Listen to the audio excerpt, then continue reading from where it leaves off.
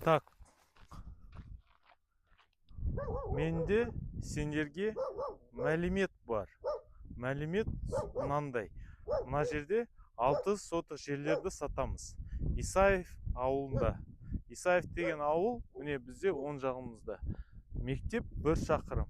Мына жерде свет бар.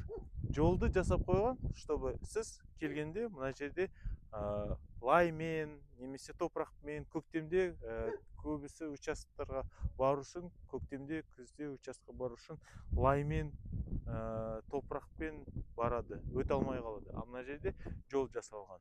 Суды көбісі адамдар алады да, суды жердің астынан шығарып алады, фильтр қоя салады да қолдана береді. Ішуге де болады. Сол 22-25 метрден су шығады. Тағы да не айтайын.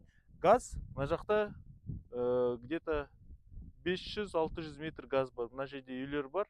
Сол үйлердің жанында газ бар. Егер мына жерде былай газ келгенде, мына жерде участоктар 2 миллион 400 бағасы болмаушы еді. Как минимум 3 миллион 400 болушы еді. Ассалаумағалейкум. Мәлімет беріп жатырмын халыққа. Жерді сатып жатырмыз. Сол. Мына жақта ғой бізде участоктар. Рассрочка бар 2 жылға дейін. Сосын тағы да не айтайын. Жер бар, ауа бар, свет бар, күн бар.